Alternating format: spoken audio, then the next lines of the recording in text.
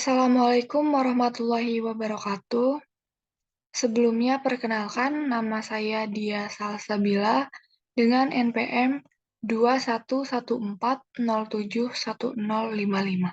dari jurusan Teknik Pertanian kelas A. Kali ini saya akan menjelaskan materi tentang motor bakar diesel.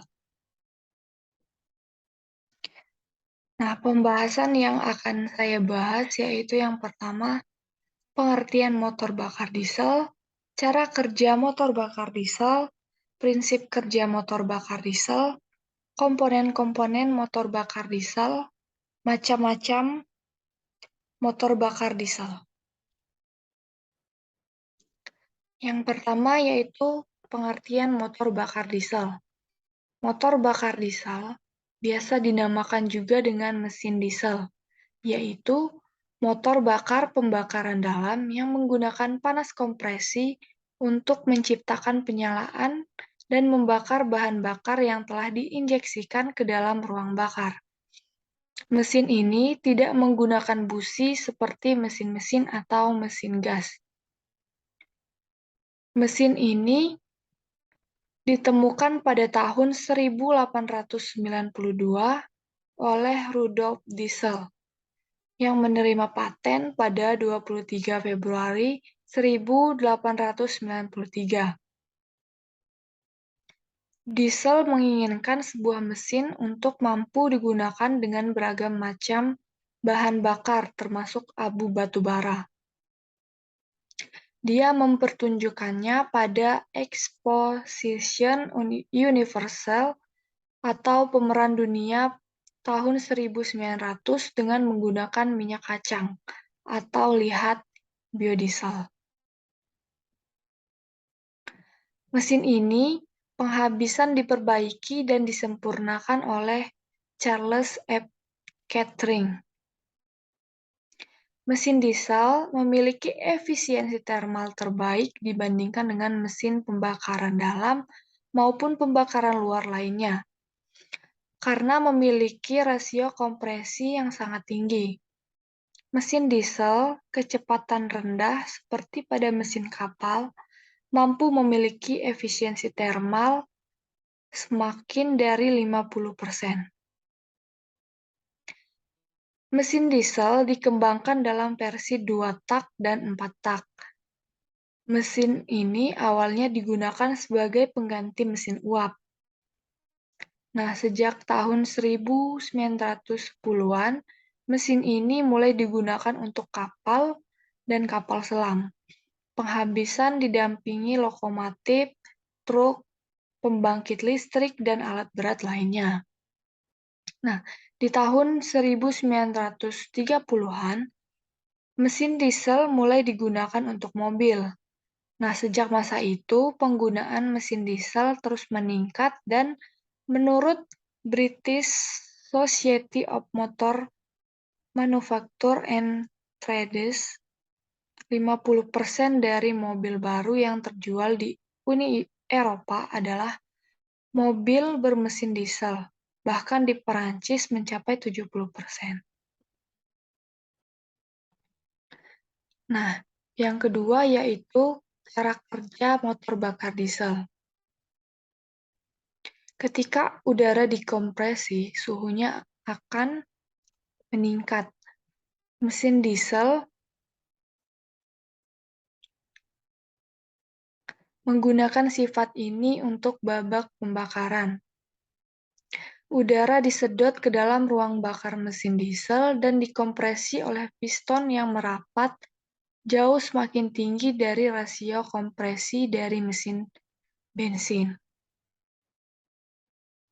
Nah, beberapa masa sebelum piston pada posisi titik mati atas atau TMA atau BTDC (Before Top Dead Center), bahan bakar diesel disuntikan ke ruang bakar dalam tekanan tinggi melalui nozzle agar bercampur dengan udara panas yang bertekanan tinggi. Hasil pencampuran ini menyala dan membakar dengan cepat. Penyemprotan bahan bakar ke ruang bakar untuk diterapkan masa piston mendekati atau sangat dekat TMA untuk menghindari detonasi. Penyemprotan bahan bakar yang langsung ke ruang bakar di atas piston dinamakan dengan injeksi langsung atau direct injection. Sedangkan penyemprotan bahan bakar ke dalam ruang khusus yang mengadakan komunikasi langsung dengan ruang bakar utama dinamakan piston dinamakan injeksi tidak langsung atau indirect injection. Ledakan tertutup ini mengakibatkan gas dalam ruang pembakaran mengembang dengan cepat, mendorong piston ke bawah dan menghasilkan tenaga linier. Batang penghubung atau connecting rod menyalurkan sikap yang dibuat ini ke crankshaft, dan oleh crankshaft, tenaga linier tadi diubah menjadi tenaga putar. Tenaga putar pada ujung poros crankshaft dimanfaatkan untuk beragam kebutuhan. Nah, mesin diesel sulit untuk hidup pada masa mesin dalam kondisi dingin. Beberapa mesin menggunakan pemanas elektronik kecil yang dinamakan busi menyala atau spark plug di dalam silinder untuk memanaskan ruang bakar sebelum penyalaan mesin. Lainnya menggunakan pemanas resistive grid dalam intake manifold untuk menghangatkan udara masuk sampai mesin mencapai suhu operasi. Setelah mesin beroperasi, pembakaran bahan bakar dalam silinder dengan efektif memanaskan mesin. Dalam cuaca yang sangat dingin, bahkan bahan bakar diesel mengental dan meningkatkan viskositas dan membentuk kristal lilin atau gel. Ini mampu memengaruhi sistem bahan bakar dari tangki sampai nozzle, membuat penyalaan mesin dalam cuaca dingin menjadi sulit. Perkara umum yang dipakai adalah untuk memanaskan penyaringan bahan bakar dan jalur bahan bakar secara elektronik. Untuk aplikasi generator listrik, komponen penting dari mesin diesel adalah governor yang mengontrol suplai bahan bakar agar putaran mesin selalu pada putaran yang diminta. Apabila putaran mesin turun terlalu banyak, kualitas listrik yang dikeluarkan akan menurun, sehingga alat listrik tidak mampu melakukan pekerjaan sebagaimana mestinya. Sedangkan apabila putaran mesin terlalu tinggi, maka mampu mengakibatkan over voltage yang bisa merusak alat listrik. Mesin diesel modern menggunakan pengontrol elektronik canggih untuk mencapai tujuan ini melalui modul kontrol elektronik atau EMC atau unit kontrol elektronik yang merupakan komputer dalam mesin. ECM atau ECU menerima sinyal kecepatan mesin melalui sensor dan menggunakan algoritma dan mencari tabel kalibrasi yang disimpan dalam ECM atau ECU. Dia mengontrol jumlah bahan bakar dan waktu melalui aktuator elektronik atau hidraulik untuk mengatur kecepatan mesin. Yang ketiga yaitu prinsip kerja motor bakar diesel. Prinsip kerja engine diesel 4 tak sebenarnya sama dengan prinsip kerja engine Otto. Yang membedakan adalah cara memasukkan bahan bakarnya. Pada motor diesel, bahan bakar disemprotkan langsung ke ruang bakar dengan menggunakan injektor. Nah, terdapat 4 langkah dalam proses engine diesel 4 tak, yaitu yang pertama langkah hisap. Pada langkah ini, piston bergerak dari titik mati atas ke titik mati bawah. Saat piston bergerak ke bawah, katup isap terbuka yang menyebabkan ruang di dalam silinder menjadi vakum, sehingga udara murni masuk ke ruang silinder melalui filter udara. Yang kedua yaitu langkah kompresi. Pada langkah ini, piston bergerak dari titik mati bawah menuju titik mati atas, dan kedua katup tertutup. Karena udara yang berada di dalam silinder didesak terus oleh piston, menyebabkan terjadi kenaikan tekanan dan temperatur, sehingga udara di dalam silinder menjadi sangat panas.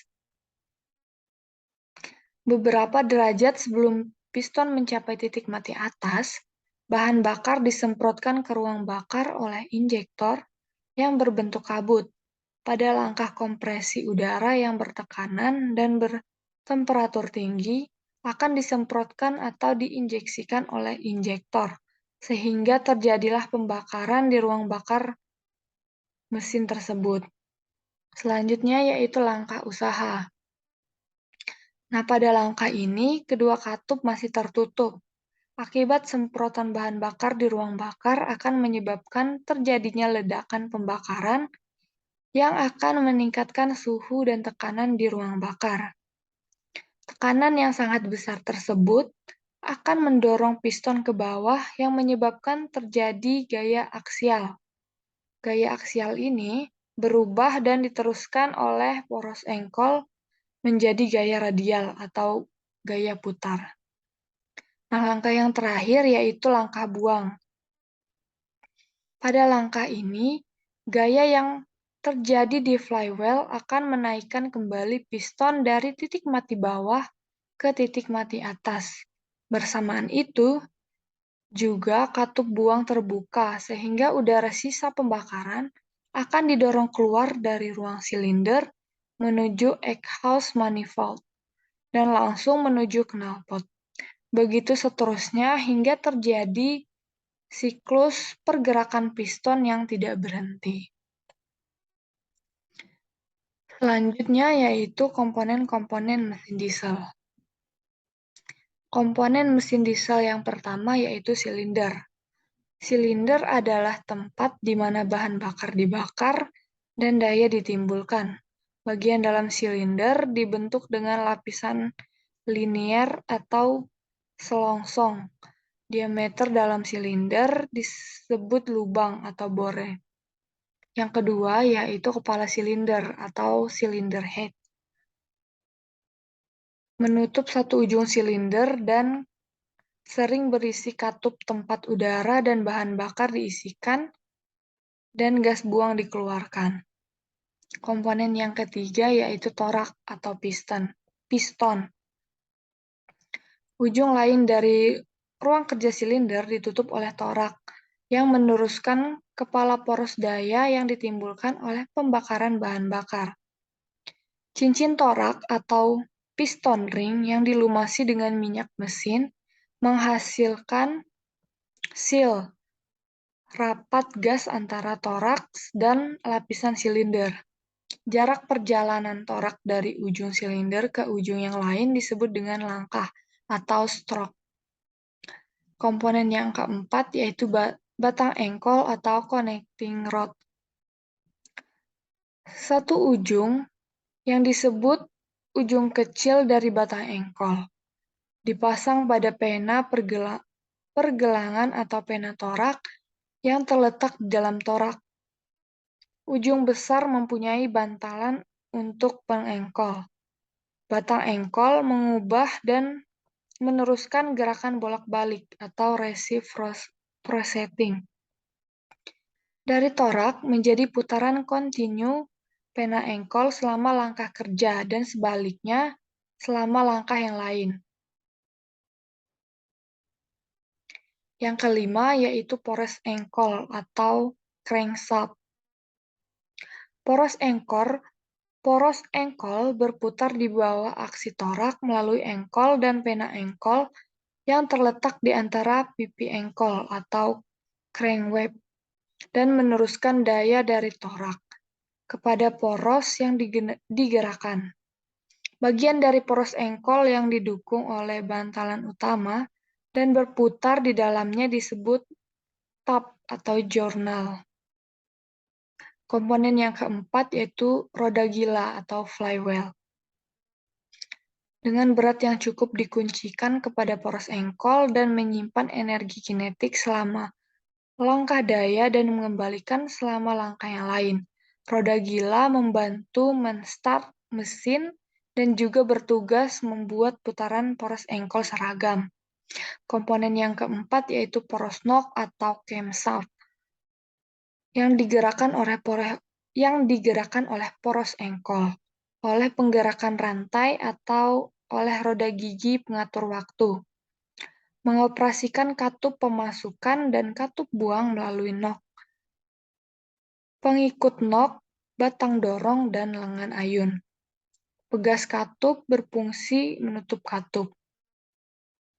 Komponen yang ke-8 yaitu carter atau crankcase yang berfungsi menyatukan silinder, toraks, dan melindungi semua bagian yang bergerak dan bantalannya, serta merupakan reservoir bagi minyak pelumas.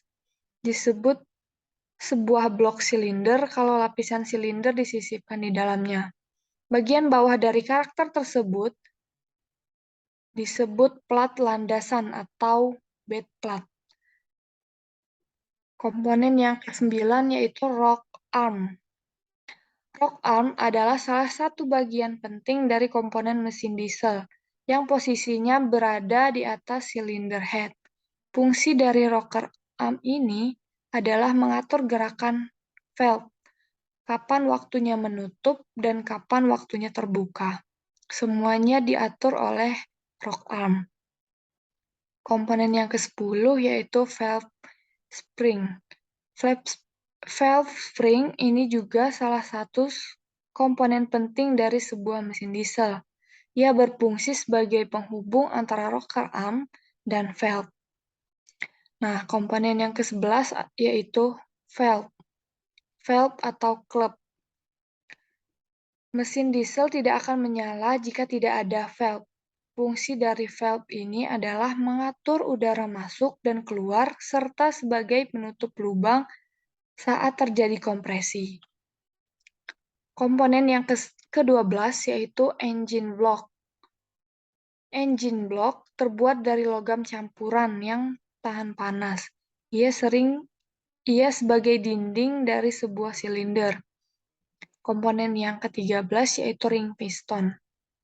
Ring piston atau cincin torak berfungsi mencegah kebocoran gas saat langkah kompresi dan usaha, mencegah oli masuk ke ruang bakar, memindahkan panas dan piston ke dalam silinder.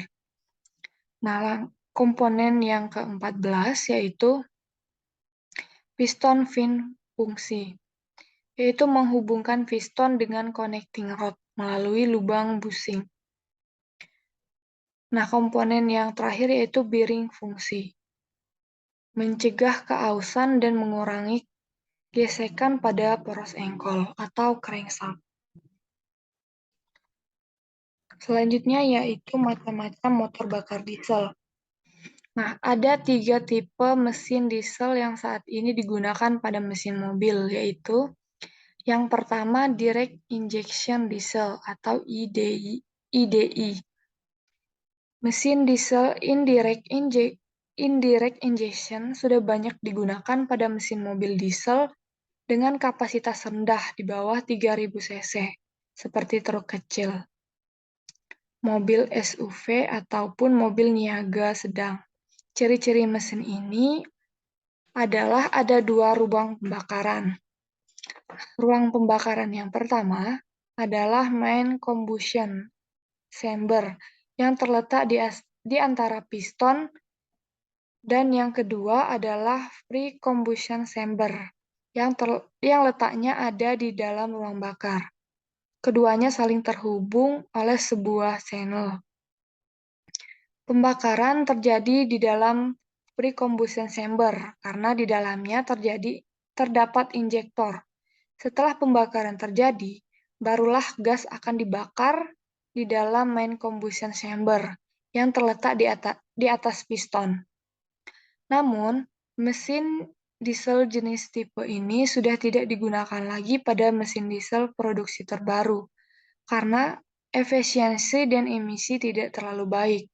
Perbedaannya dengan mesin diesel tipe lain adalah terdapat komponen busi pijar yang selalu ada pada mesin diesel tipe indirect injection ini. Yang kedua yaitu direct injection diesel atau DI.